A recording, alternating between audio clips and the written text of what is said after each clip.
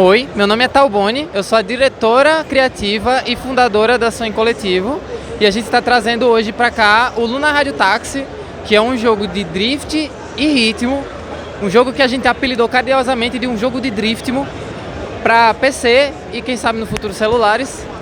A gente está desenvolvendo esse jogo aí tem mais ou menos um ano.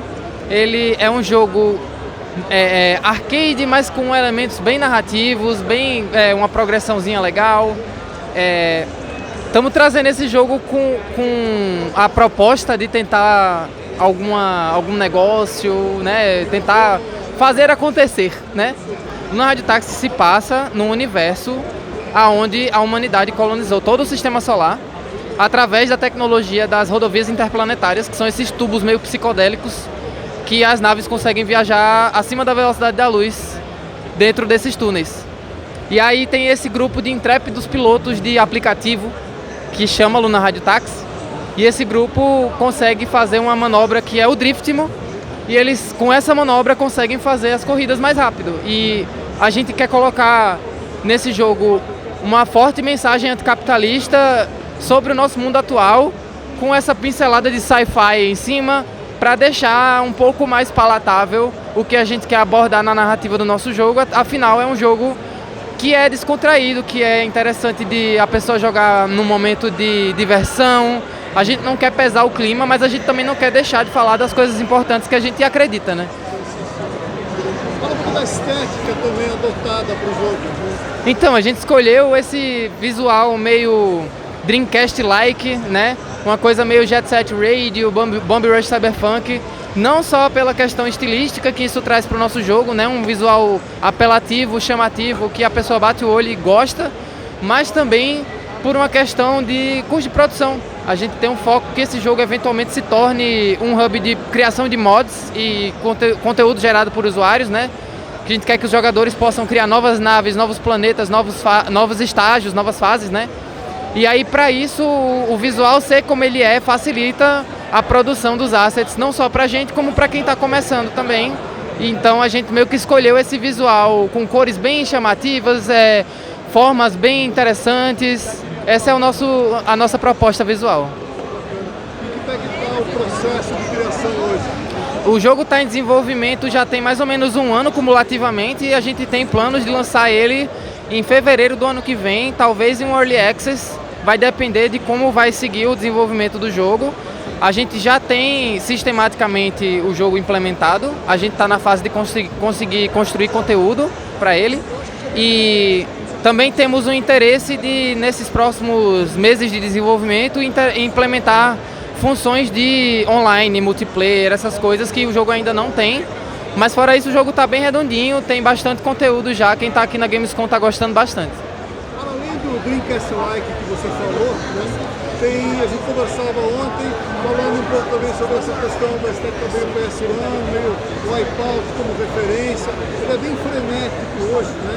Como é que você vê esse processo evolutivo do game design de uma estética daquele período para hoje? Pô, pergunta massa. Então, a gente se inspirou muito no Wipeout porque ele teve um processo de desenvolvimento parecido com o que a gente quer realizar com o Luna, que é essa coisa de ser bem amarradinho com a cena de música eletrônica da região onde foi desenvolvido, né? O Wipeout foi um jogo que os desenvolvedores eles foram em raves, eles se entrosaram com DJs e produtores para poder fazer uma trilha sonora massa. Já que o nosso jogo é de ritmo, a gente quer fazer isso ainda mais, né? E a gente acredita que isso fortalece muito o nosso jogo. A gente se inspirou muito no Wipeout e jogos assim por causa disso também. Mas do ponto de vista de game design, de visuais e evolução de lá para cá, tem também a questão de que hoje em dia a gente tem muito mais variação de hardware. Antigamente era tipo assim, Wipeout, jogos como Wipeout era você fazer para um console só e você programa ali no metal. É uma coisa que a galera tinha um controle muito maior, apesar do poderio da máquina ser menor. Então hoje em dia, por causa da variabilidade de hardware que a gente vai ter que atingir, existe essa diferença de abordagem de como a gente constrói o visual do jogo hoje para como era construído antigamente, né? Para chegar nessa freneticidade muito massa, né? Então a gente consegue hoje, através do uso de tecnologias como shaders, distorção de malha, várias coisas, a gente dá uma impressão de que a velocidade é ainda maior do que ela realmente é, deixa o jogo ainda mais frenético, só que sem atrapalhar a experiência. Agora, fala da sonho coletivo e da importância urgente e necessária da representatividade hoje na cena de desenvolvimento de jogos no Brasil. Assim, quando eu criei a Sonho Coletivo, eu fundei a Sonho Coletivo quando eu fui vítima de um layoff, né? Como muitas pessoas da nossa indústria.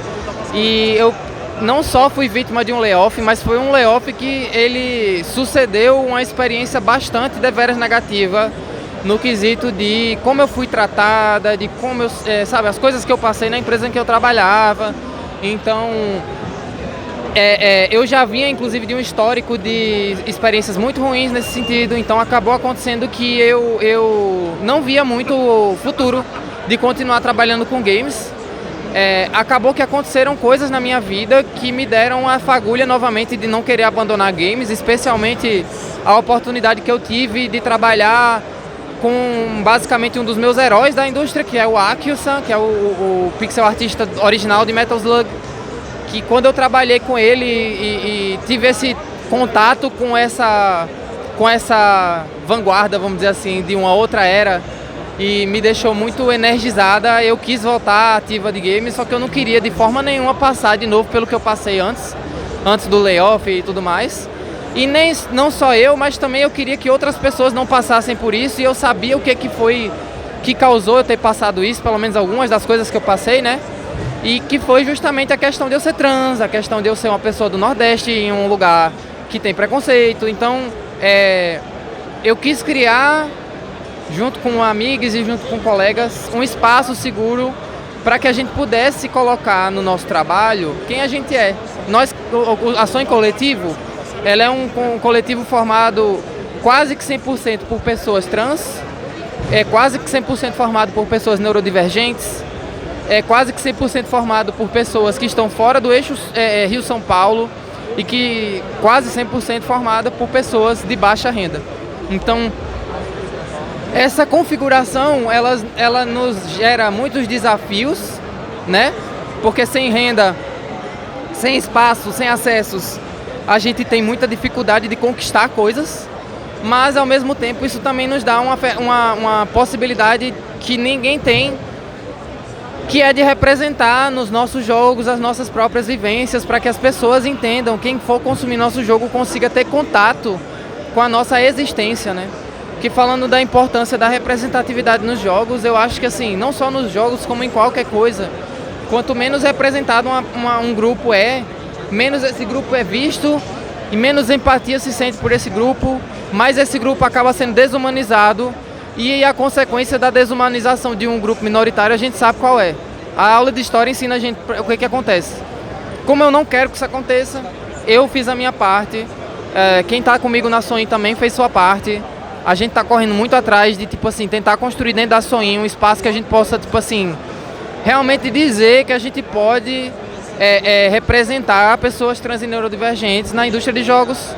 Mas a gente não quer só isso, a gente quer também muito mais que isso. A gente quer que a Sonho também seja um exemplo para outras pessoas de que dá para fazer isso. A gente quer que tenha outras Sonhos pelo Brasil e pelo mundo. E mais do que isso, a gente quer que uma Sonho ser construída não seja mais um martírio, como foi para mim. A gente tem aí alguns exemplos como Tabone, Cecirone, Kiane Pixel, que são pessoas que estão despontando no game design brasileiro, mas parecem ainda casos pontuais. Como é que a gente rompe esse ciclo, né? Você já trouxe parte da resposta agora, mas qual é o caminho para avançar nessas políticas? Eu acho que, primeiro de tudo, as coisas que já estão em curso no Brasil têm que continuar em curso, né? A questão legislativa, a questão legal no geral, né? Tipo, o trabalho que tem sido feito na busca dos quinais de games aí, sabe? Tudo isso, a formalização no geral ajuda, porque através da formalização a gente também consegue interpelar no governo pela melhoria dessas condições de trabalho, né? A gente consegue ter a regulação, a fiscalização, né? E aí é uma coisa que ajuda, assim. Mas eu acho que mais do que isso é uma questão cultural. Acho que, assim, para acima de tudo é uma questão cultural que não é apenas leis e ordem que vai resolver, Eu acho que é uma questão educacional, a gente tem que educar as pessoas de que as vivências diferentes e dissidentes, elas são importantes, elas são necessárias, elas não são indesejadas, né? A gente tem que criar nas pessoas a intenção o desejo de ver mais coisas diferentes de si e não ficar só no igual. Porque, por exemplo, essas pessoas que estão despontando hoje em dia no mercado, né? Tem eu, tem Gabi, tem Tiane, Fê, tem a Ceci, tem várias outras travas, tem a Flora, tem tipo muitas gatas que estão assim, correndo atrás, mas é que a gente é tudo geniazinha, né? Tipo a Hensley, sabe? A gente é tudo geniazinha. Eu queria que não fosse preciso ninguém ser geniazinha para poder conseguir viver de boas, assim. E aí, tipo assim... E o que eu quero dizer com geniazinha, eu acho importante também pontuar, né? Para não ficarem achando que eu sou uma pessoa que eu me acho. É geniazinha no sentido de que a gente tá disposta a sacrificar muita coisa para poder executar coisa pra caramba. E a gente às vezes acaba sacrificando coisas até demais, que a gente não devia precisar sacrificar para poder chegar onde a gente tá, para poder permanecer onde a gente tá. Eu mesma não sei como eu permaneço onde eu tô. Tem muitas vezes que eu posso dizer a você com garantias que é sorte. Eu tô aqui por sorte, muito do que eu tô aqui é por sorte, não é só pelo meu próprio mérito. Tem muitas outras Talbones pelo Brasil e pelo mundo que adorariam estar aqui no meu lugar, mas não tiveram a sorte que eu. Não, tem o mesmo ou até mais talento do que eu e não estão aqui porque não tiveram a sorte que eu tive. Então eu acho que assim, seria legal, seria massa se a gente tivesse uma reculturalização do Brasil e do mundo no quesito de entender as vivências queer dissidentes como vivências não só interessantes de se ter por perto, mas que são desejáveis, que são imprescindíveis para o funcionamento saudável da sociedade, para que não aconteça o que eu falei mais cedo, de a gente ter a desumanização de um grupo minoritário por falta de representatividade. Você acha que as associações e a comunidade devem estar fazendo sua parte nesse sentido ou falta muito? Falta bastante. Eu acho que eu sou parte da associação aqui de São Paulo, da AC Jogos. Eu estou como diretora de operações agora. E eu estou tentando, assim, junto com o pessoal da AC Jogos, a gente fazer a nossa parte aqui em São Paulo, só que é tudo ainda muito, muito cedo, muito incipiente. Então tem muito chão pela frente, tem muito chão pela frente. E eu acho que não é questão só do tanto de trabalho que a gente tem, mas também não é todo mundo de todas as associações que está com isso em mente enquanto uma prioridade, né?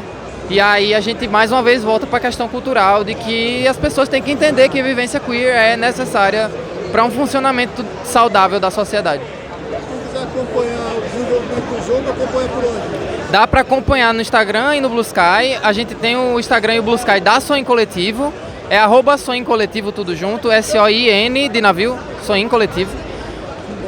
Isso, aqui embaixo. E o meu @ pessoal no Instagram e no Blue Sky é talb.one, talbone, talb.one, talbone. E aí dá pra me seguir, dá pra seguir a Soin no Instagram, no Blue Sky. Tem canal no YouTube meu também, se quiser achar. Se quiser achar site também tem. Eu tô na internet. Parabéns pela produção daqui. Valeu, obrigada.